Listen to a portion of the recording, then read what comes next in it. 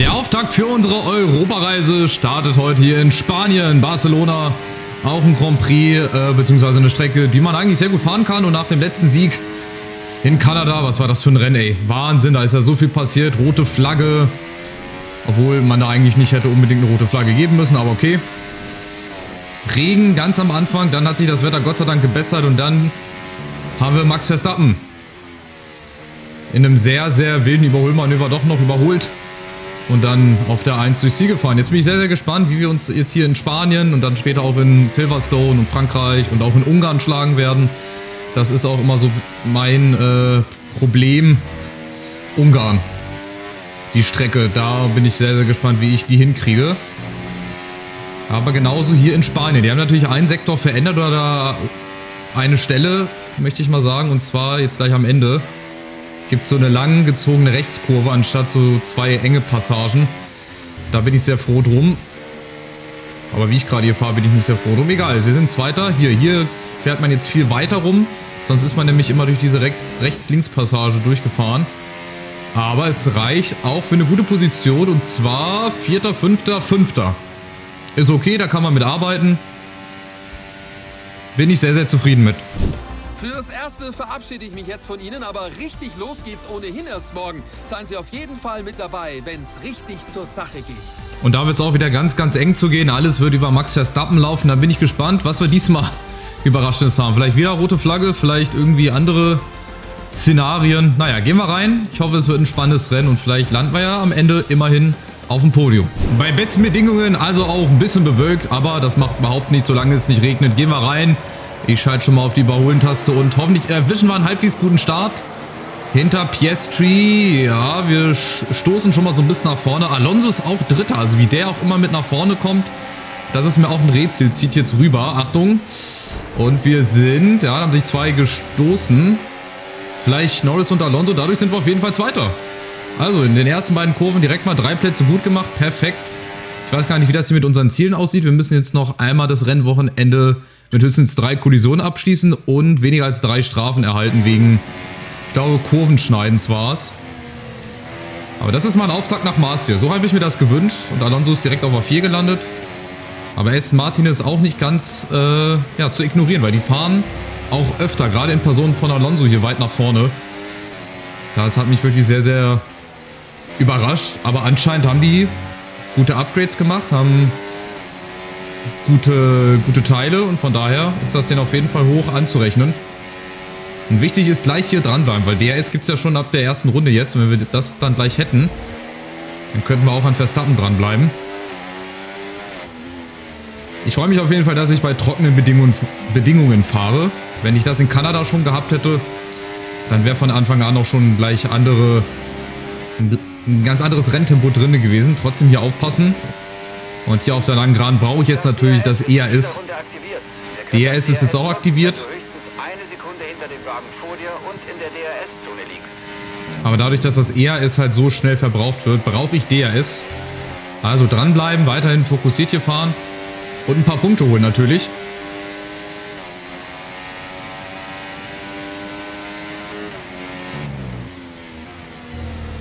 Ich glaube, Russell haben wir jetzt so weitestgehend in der Tasche, würde ich jetzt mal sagen. Wir sind ja schon wieder vor ihm gelandet. Das war ja am Anfang der Saison gar nicht so. Jetzt sind wir aber regelmäßig vor ihm. Das heißt, unsere Prozentzahl dürfte dann auch steigen. Also nach anfänglichen Schwierigkeiten sind wir doch jetzt in der Saison endlich mal drin. So fühlt sich das auf jeden Fall an. Das erste Mal DRS. Schön im Windschatten bleiben. Dann könnten wir natürlich auch ranfliegen, aber genauso Norris und Alonso und Piastri, das wird jetzt auch natürlich wieder ein großer Krampf. Aber wir schaffen das schon. Irgendwie. Wir haben jetzt eine 1,18er Zeit, da muss ich auch mal drauf gucken, dass wir hier die beste Rundenzeit hinkriegen. Dranbleiben an Alonso. Ach Quatsch. An Verstappen, Alonso jetzt. Habe ich schon so oft und so viel von Alonso erzählt.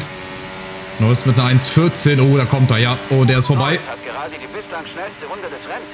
Schade, aber das können wir ja wieder rückgängig machen, indem wir irgendwie versuchen, an ihm vorbeizukommen. Aber es klappt momentan nicht. Schade. Sauberes Überholmanöver. Kann man nicht anders sagen. Alonso wird dann wahrscheinlich der Nächste sein. Wobei Aston Martin gegenüber, dann müssen wir doch ein bisschen schneller sein, oder? Also ich habe jetzt nicht von jedem Team das genaue Ranking im Kopf von den verschiedenen Abteilungen, aber das muss doch schneller als Alonso sein, oder?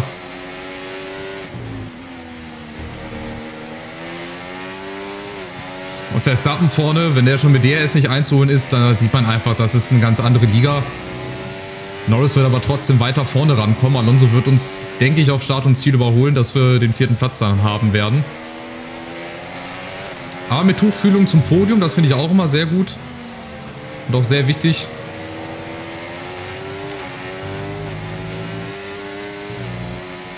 Hier auch ganz wichtig. Schön auf dem Gas bleiben, hier nur vom Gas gehen, gar nicht bremsen. So, und dann wieder mit DRS, ERS, Alonso kommt ran. 1:15,745. Und da kommt der Alonso. Oh, jetzt ist der Nächste da. Oh nein. Aber so leicht gebe ich meinen 3. Platz nicht her. Auch wenn es natürlich gerade heikel war, das wird Alonso jetzt noch öfter probieren. Und nach vorne hin werden wir federn lassen. So wie es ausschaut. Sind die Komponenten noch halbwegs okay? Ja, so 10, 13, 15% sieht eigentlich ganz gut aus. Wie war das hier nochmal? Oh, vorne links haben wir schon 23% Reifenverschleiß. Wie kommt das denn? Das ist aber ganz schön viel im Vergleich zu den anderen. Da haben wir nur 8, 12%. Das wundert mich jetzt doch. Also haben wir so sehr gepusht in den ersten Runden, dass wir vorne rechts fast kein Grip mehr haben, oder wie? Oder hat das Spiel irgendwas vorsimuliert? Wird man Reifen vorne links platzen? Keine Ahnung, vielleicht ist ja sowas ist im Umgang. Beziehungsweise links ist es ja. Nicht der rechte Reifen, der linke Reifen war es ja.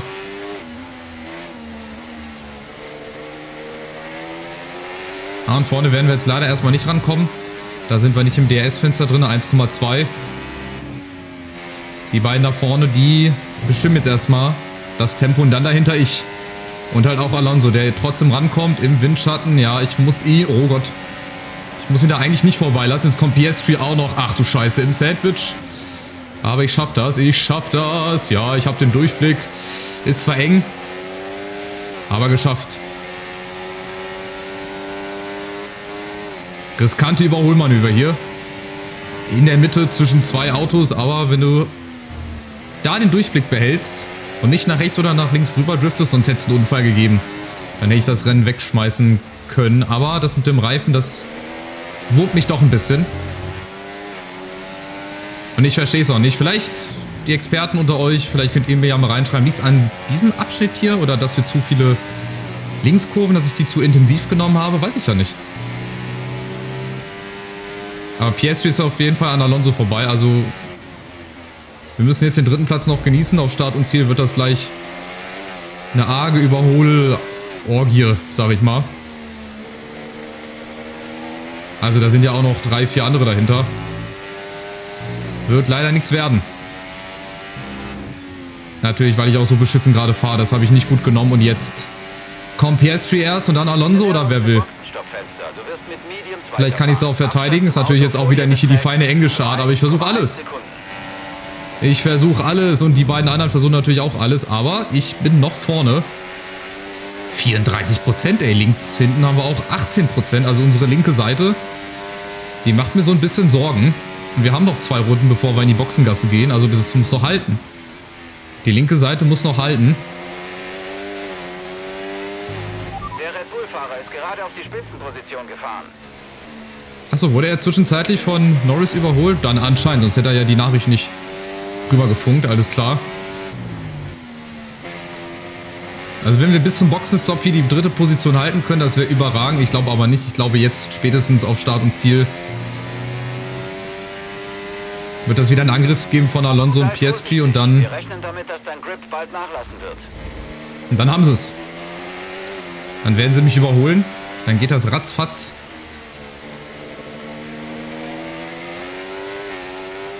Und da ist es auch egal, wie viel ERS ich hier gebe, da hast du einfach keine Chance.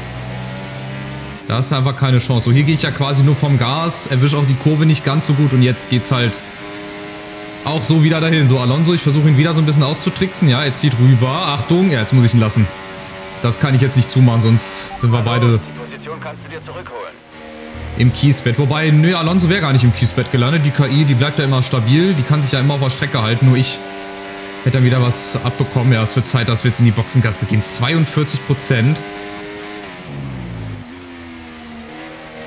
Ja, ich habe doch das... Okay, hör zu. Nein. Wir müssen das ERS schonen, deshalb sollten wir uns darauf konzentrieren, es aufzuladen. Was war gerade beim Motor? Da war gerade irgendwie ein rotes Ausrufezeichen. Gut, das ERS... Das könnte ich in der Boxengasse dann wieder aufladen. Aber ich muss jetzt mal das hier ein bisschen im Blick haben. 43%. Liegt vielleicht auch daran, weil das derselbe Reifensatz ist wie zum Beispiel im Blitzqualifying. Hätte ich vielleicht den Reifensatz wechseln müssen, aber im Prinzip ist ja von Beginn an 0% gewesen. Ja, ich höre schon die ersten Quietscher. Es wird Zeit für die Boxengasse. Und ich glaube, jetzt in der nächsten Runde ist es soweit. Und dann hoffe ich, dass mein Team das ein bisschen schneller hinbekommt. Mein Team und ich. Von 1 in 1. So, DRS bekomme ich nochmal. Auch sehr, sehr wichtig. PS3 bekommt hoffentlich kein DRS. Der ist nämlich mehr als eine Sekunde hinter uns. Ich gebe alles. Ich gebe alles. Meine 46% vorne links, die werden es bedanken. Aber gut, ein bisschen Vorsprung haben wir. Vorne Norris und Verstappen machen Sieg unter sich aus. Ich habe da irgendwie kein gutes Gefühl bei der Sache. Ich habe das Gefühl, es passiert gleich noch irgendwas. Einfach so ein blödes Gefühl. Ich kann mich auch täuschen, da bin ich sehr froh drum, aber... Mal gucken, nachher Boxengasse.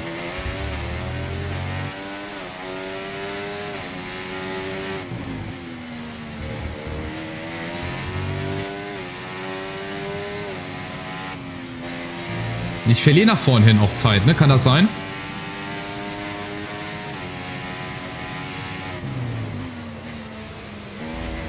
Vergiss nicht, diese Runde in die Box zu fahren.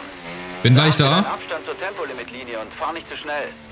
Ich bin sofort da. Sag schon mal unseren Kollegen, die sollen sich gut konzentrieren jetzt, weil wir brauchen jetzt alle Konzentration. Geht noch irgendeiner rein? Alonso geht auch rein. Ist vielleicht auch gut für uns. Achtung, hier bin ich auch schon mal gegengefahren. Gut, dass mich gerade die KI da gerettet hat, oder beziehungsweise dieses automatische Einbiegesystem. Sonst wäre ich da voll gegen die Bande geknallt. So, hopp. Oh, es gehen noch ganz viele andere rein. Oh nein. Das ist natürlich nicht ideal, aber versuch wieder ins Rennen zurückzukommen. Ja, natürlich ist das nicht ideal. Gut, dass ihr das ja nicht ausbaden müsst. Ey, 5,1 Sekunde. Ich sage, die linke Seite heute vorne, das ist nicht unsere. Schade, wir kommen zwar vor Leclerc raus, das war aber auch schon im Rennen und jetzt haben wir natürlich nach hinten oder beziehungsweise nach vorne, denke ich, ein paar mehr Probleme. Okay, super, du hast das Ziel erreicht. Ja, immerhin. Mensch, vielen Dank an den Boxenstopp, aber das ist natürlich wieder Käse. Das versaut uns das ganze Rennen. Wir waren gut mit dabei, ob wir jetzt den 4. Platz noch behalten oder den 5. Also Alonso ist definitiv besser aus der Boxengasse gekommen, der ist jetzt 3,3 Sekunden vorne. Wir haben einfach 5 Sekunden für einen Boxenstopp gebaut. Das geht nicht. Das ist tödlich. Das ist viel zu viel in der Formel 1. Ah, Leclerc, ist das jetzt mein Rivale oder was? Weil der mir jetzt hier angezeigt wird? Ich glaube, ne? Leclerc, ist das jetzt mein Rivale? Mein Teamkollege kann es ja nicht sein. Wird dann wahrscheinlich mein Rivale sein. Nehme ich jetzt mal so mit. Wie sieht es jetzt mit den Reifen aus? Ich muss das mal beobachten. Wenn das jetzt auch wieder so schnell hoch geht, dann haben wir echt ein Problem.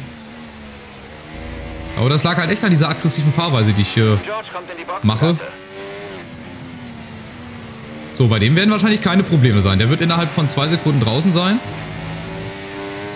Da werde ich jetzt auf Start und Ziel ein bisschen mehr Gas geben müssen. So, vorher hier abbremsen. Vielleicht lag es auch daran, weil ich die Kurven so genommen habe, wie ich sie nehme. Keine Ahnung. So, jetzt Vollgas. Mal gucken, an wie viel Fahrern es vorbeigeht. An sehr, sehr vielen sogar. An Norris, an PS3 vorne. PS3 vorbei, ja. Leclerc zieht auch noch vorbei. Und Sainz, Vorsicht. Ist momentan 4. Vorne ist aber auch noch ein Aston. Ah ne, ist Alonso, der war auch schon drin. Also diese 5 Sekunden haben uns leider den 4. Platz gekostet. Die sind auf harten Reifen unterwegs. Sainz. Ob das gut ist oder nicht, werden wir gleich erfahren. Aber ich glaube, dass wir einen Vorteil haben. Alleine durch die Reifenbesetzung. Oh, Vorsicht. Ein Stück vom Frontflügel. Der hat gerade auf harte Reifen umgestellt. Wagen vor dir jetzt auf harten Reifen. Ja, ist das gut oder nicht? Ich glaube nicht. Aber die werden schon wissen, was sie machen. Ich bin auf jeden Fall dran jetzt hier. Es gibt ein paar Möglichkeiten zum Überholen. Hier komme ich zumindest mal ran. Jetzt auf Start und Ziel, da kann sogar Leclerc vorbeiziehen. Vielleicht sogar ich hier. Innen und jetzt außen. Ja, perfekt. Schönes Überholmanöver. Noch sind wir nicht vorbei. Bei dir sieht das so einfach aus. Natürlich. Das bin auch ich.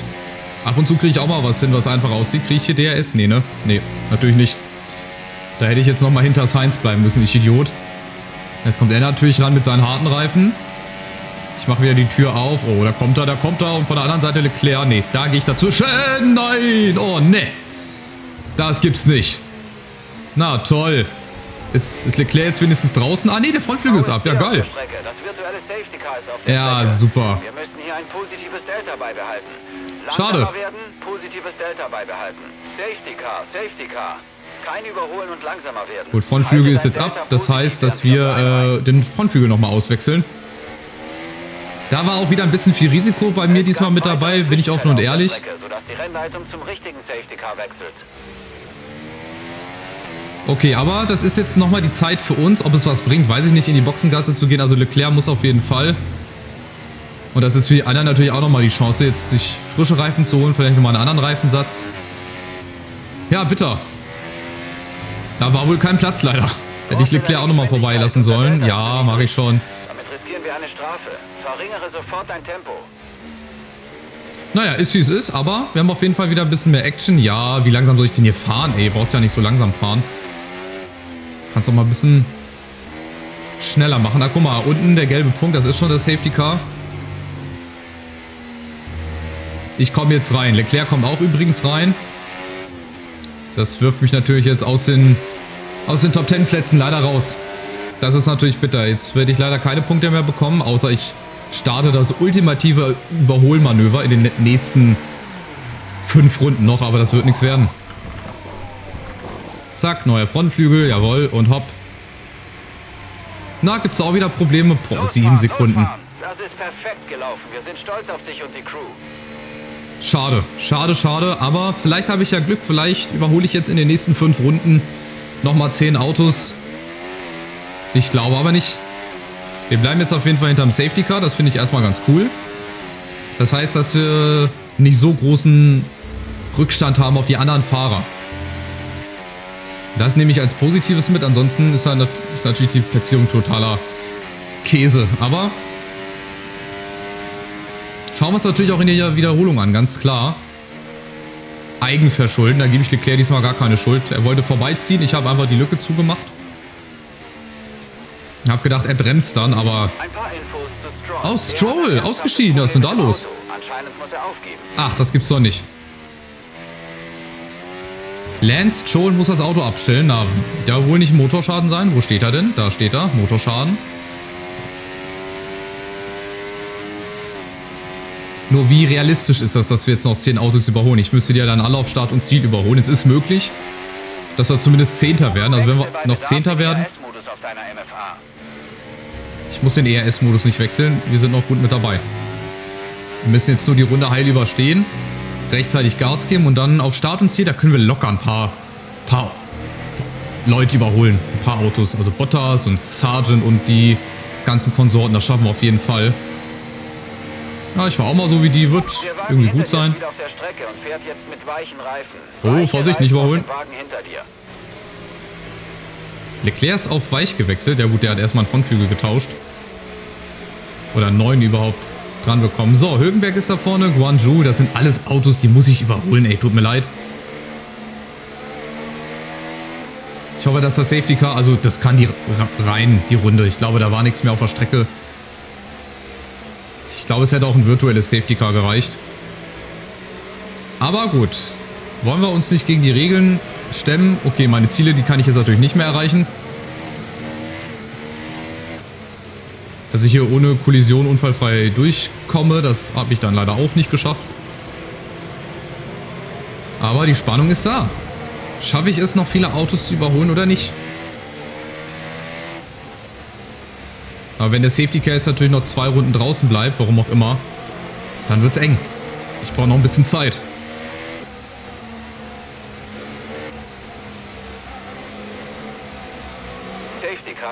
Jawohl, also bereit machen.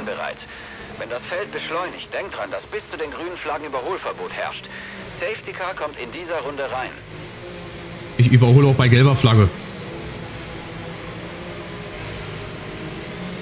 So, vorbereiten. Vorne Verstappen. Wird wahrscheinlich auch gleich gecatcht von, ich glaube, Norris ist es.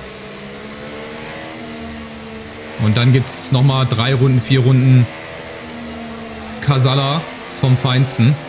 So, bereit machen. Rennen wird fortgesetzt. Verstappen gibt das Tempo vor und jetzt geht's aber los. Auf der langen Geraden. Hier gut rumkommen um die Kurve. So, und auf geht's. So, grüne Flaggen sind wieder aktiv. Und ich komme nicht mal mit ERS. Das finde ich so bitter an. Valtteri Bottas hier vorbei. Achtung, sonst gibt es gleich den nächsten Crash. So, Nummer 1 sind wir schon mal vorbei. Aber das hat mich gerade echt überrascht, dass wir da nicht vorbeikommen. Okay, hör zu. Sargent ist direkt vor dir. Gib Ja, alles. wir überholen ihn jetzt Los auch geht's. gleich. Versuchen wir vorbeizukommen und sie in die Defensive zu drängen. Ich muss mehrere Autos überholen. Sargent, Hülkenberg, Guanyu ist da vorne, Leclerc hinten. Vorsicht. Mein Frontflügel soll dranbleiben diesmal.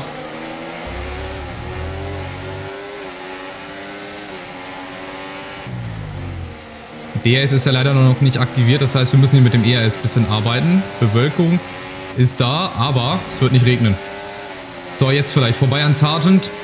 Oh, das wäre sehr wichtig. Vor der Kurve vielleicht. Kriegen wir hin? Du Ja. hast es geschafft. Du hast das Ziel erreicht. Hab ich geschafft. Siehst du mal so. Hülkenberg ist jetzt der nächste. Guanyu. Albon auch da vorne. Ricciardo. Das kann ich noch schaffen. Also 10. ist noch drin. Ich muss halt jetzt nur Gas geben. Das ist richtig schön und richtig schnell. An Hülkenberg vorbei. Gar nicht aufhalten. Oh, ich schaffe es aber nicht mit ERS. Ich frage mich, woran das liegt. Wirklich. Ich frage mich wirklich, woran das liegt. Okay, Abstand zum Teamkollegen 2,7 Sekunden. So, Hülkenberg, da kannst du jetzt leider nicht rüberziehen. Dann machst du denselben Fehler wie ich. Aber warum schaffen wir das nicht? Liegt das echt daran, dass wir noch nicht so gute Upgrades gemacht haben beim Antrieb? Aber schon ein bisschen erschreckend, ey. Gut, aber zum Beispiel Sauber oder das Team von Guanyu kickt sauber. Die waren ja auch in einigen Bereichen, glaube ich, stärker als wir und auch stärker als Red Bull zum Beispiel. Aber im Gesamtkonstrukt, ey, würde ich doch sagen, dass wir hier vielen Autos voraus sind. Wir müssen noch 4 Autos überholen, um wenigstens mal einen Punkt zu holen. Die anderen kriegen jetzt natürlich auch DRS, das ist schlecht für uns.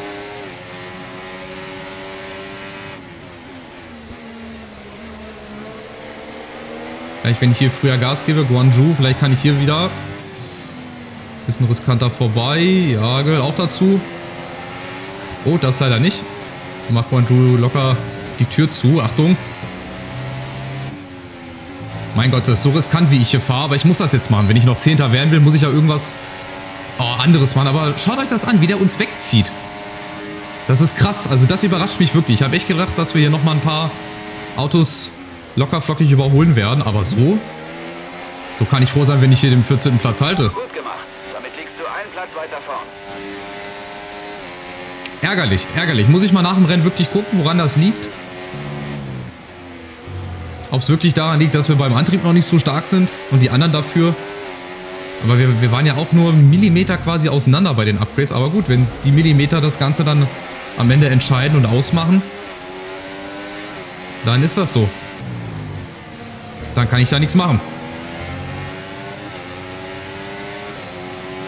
Ich versuche es aber trotzdem noch. Hier irgendwie vorbei.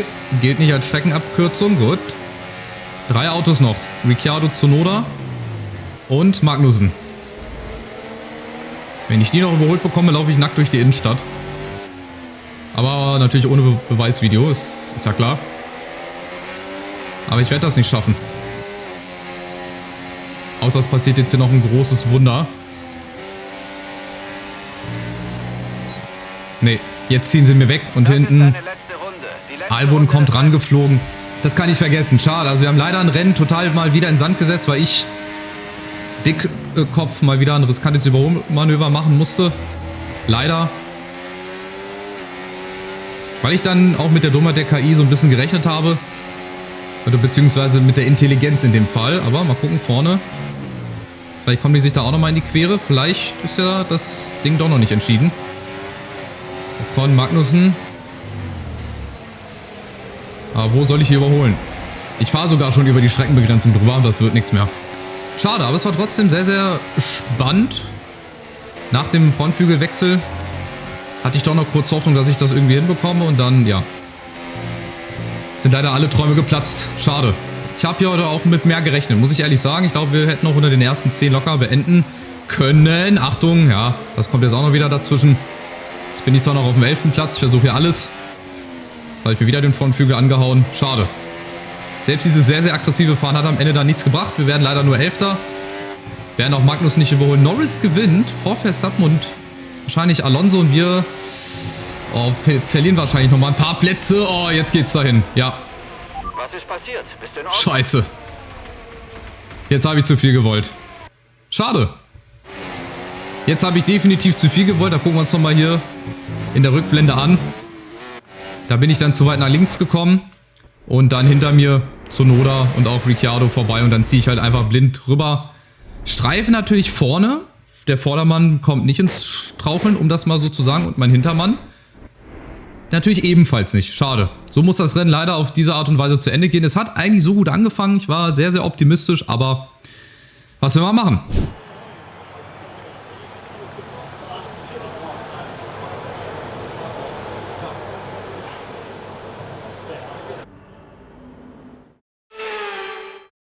Lando Norris ist heute der Sieger und die Formel 1 verneigt sich vor ihm. Der Rennsieg und dazu noch die schnellste Runde. Das war ein Extrapunkt und eine meisterhafte Leistung, um der Konkurrenz da draußen die Stirn zu bieten.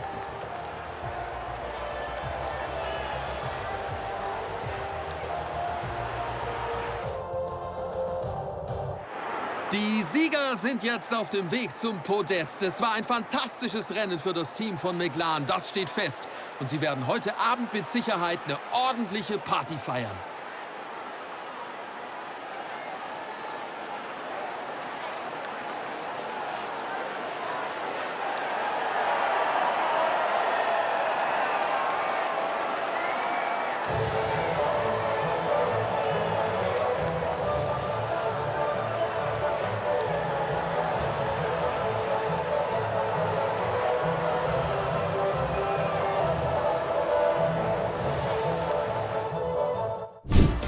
Es war ein absolut wildes Wochenende in der Formel 1. Ich freue mich schon aufs nächste Mal.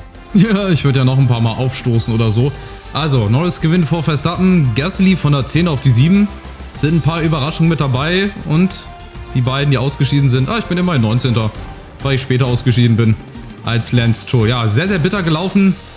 Es hat eigentlich so gut angefangen und dann am Ende habe ich es leider ein bisschen in den Sand gesetzt. Wir gucken uns jetzt nochmal den Unfall an zwischen Sainz, mir und Leclerc und dann ist das schönes Anschauungsmaterial für Anfänger, wie man es nicht macht, glaube ich. Also das wird auch ein Bild für die Ewigkeit und wie gesagt, schönes Anschauungsmaterial für Anfänger. Also auch für so Leute wie mich. Hier sehen wir das nochmal, ich bin hier neben Sainz, der kommt natürlich vorbei mit dem DS und dann habe ich gehofft, weil ich links rüber gezogen bin, dass Leclerc das sieht. Vielleicht hätte ich einfach noch intensiver da reinfahren müssen in die Lücke, aber dann ist es schon geschehen, dann ist es schon passiert und dann wundert es mich auch wieder, warum ich mich drehe, aber Leclerc nicht. Klar, der hat auch seinen Frontflügel abgeschlagen bekommen, da hinten, da ist er komplett weg, aber guck mal, der wird so wenig gedreht und ich dann so ganz viel. Und da ist natürlich komplett von Leclerc weg, dann ist das Safety Car gekommen, also es war wieder, ja, ein bisschen Dummheit von mir, ich hätte ja einfach weiter gerade bleiben sollen, also gar nicht rüberziehen, ich hätte einfach neben Leclerc bleiben sollen, dann wäre nichts geschehen, aber ihr wisst ja, wie ich bin. Das ist mir halt auch schon öfter passiert und das wird mir auch noch öfter passieren wahrscheinlich, weil ich halt so fahre, wie ich fahre. Naja, jetzt habt ihr das auch mal gesehen. Machen wir weiter. Ich habe mir auch spontan überlegt, ich könnte mich auch für Fast and the Furious melden. Also wenn die mal irgendwie einen Stuntfahrer brauchen, ich würde das machen. Vielleicht nicht in echt, aber ich würde das auf jeden Fall hier in-game machen. Jetzt kriege ich natürlich ein bisschen Minus. Bei Rennkunst kriege ich sogar mehr, bei Aufmerksamkeit. Bei Tempo auch, ja gut, da kriege ich natürlich ein paar Punkte abgezogen, aber ansonsten grün und bin hoch auf eine 70, also hat das Rennen doch noch irgendwas, ja, irgendwas Positives. Ich kriege eine höhere Anerkennung, 40% mittlerweile. 2 simultane Upgrades ist auch 40% mehr, keine Ahnung, was das heißt. Nach wie vor nicht, da werde ich wahrscheinlich auch nie dahinter kommen. Meine Ziele habe ich natürlich auch nicht erreicht, aber so what? Weiter geht's. Nächstes Rennen ist dann in Österreich, schon eine Woche später, also auch wieder eine Strecke, die man eigentlich gut fahren kann. Heckflügel-Upgrade, jetzt haben wir über 1000 Ressourcenpunkte, ja, die können wir eigentlich auch gleich verbraten. freue mich, dir mitteilen zu Heckflügel, können, dass Oberklappe, unsere neuen hat Teile geklappt. ohne Probleme angekommen sind, Das ist sie schön. bis zum nächsten Rennwochenende am Auto So, montiert sein werden. und das meine ich. Guck mal, wir sind im Gesamtleistungsvergleich sind wir Dritter. Und Sauber ist auf dem letzten Platz. Und wir haben es nicht geschafft. Wir gucken jetzt mal beim Antrieb, wie es da aussieht. Ja, abgeschlossen. Da sind wir sogar auf der 1 und Sauber ist irgendwo in der Mitte. Das heißt, wir haben es nicht geschafft, mit unseren Komponenten vorbeizufahren. Das wundert mich. Woran es liegt, keine Ahnung. Vielleicht bin ich da auch so ein bisschen sensibel nicht. Vielleicht bin ich da auch ein bisschen blöd im Kopf, um das zu verstehen. Oh, die kommen jetzt hier alle ganz eng hintereinander. Österreich, Silverstone, Ungarn, Belgien, die kommen ja alle ziemlich nah hintereinander. Ferrari ist da sogar noch weiter hinten. Sauber ist auf dem letzten Platz. Hier haben wir sogar weit vor Aston Martin, wenn wir dann das Upgrade hier ziehen. Was haben wir hier? Das MGU Kinetic oder kinetisch, wie es hier steht. Upgrade. Also wenn wir das vollzogen haben, sind wir da auch weit vorne. Wie sieht es hier in der Chassis aus? Können wir das da mal nachgucken? Gut, da sind wir halt in der Mitte, aber das hat ja im Prinzip was mit der ganzen Außenverkleidung zu tun. Auch da sind wir vor Sauber. Also wie gesagt, es wundert mich nach wie vor, dass wir es nicht geschafft haben, an denen vorbeizukommen. Muss irgendwie andere Gründe gehabt haben. Schon alleine, es hat ja mit den Reifen schon angefangen. Da ist Sauber übrigens auch hinten. Es hat mit den Reifen schon begonnen, dass wir es nicht hinbekommen haben, die linke Seite irgendwie, ja, ein bisschen nach unten zu kriegen. Also wie gesagt, der Verschleiß, der war ganz schön hoch. So wollte ich das ausdrücken. So, reißt in 2 Rennwochenenden ab. Wir gehen mal wieder rein. Österreich. Machen wir einmal hier. Ja, können wir die Reifentemperatur ein bisschen niedriger halten. Windkanalingenieurin. Da machen wir die durchschnittliche Kurvengeschwindigkeit. Das sollten wir hinkriegen. Da sind wir auch bald auf Level 1. Also das heißt, dass die Zeit dann für die Chassis-Upgrade auch reduziert wird. Führe einen Belastungstest an dem Rennwochenende durch, bei dem ein Reifensatz auf über 30% verschleißt. Ich mache mal hier die Strafen, das würde ich mir eher zutrauen. Und was haben wir hier noch? Prüfer für die Qualitätssicherung. 45 Sekunden im 4. Gang sollten wir hinkriegen. Also insgesamt. Die sind erst in 2 Wochen zurück, die erst in 3 Wochen. Dann gehen wir rein zum Rennwochenende. Wie gesagt, ein sehr, sehr kurzer Rundkurs. Ihr kennt ihn alle. Lässt sich super gut durchfahren.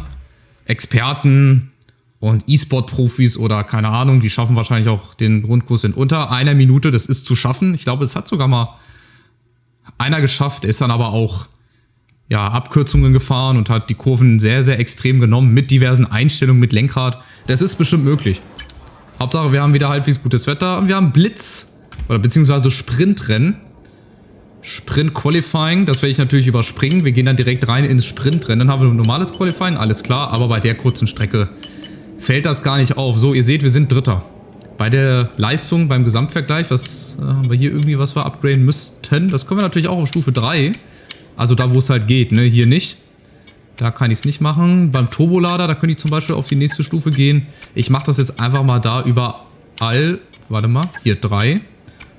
Wo es möglich ist.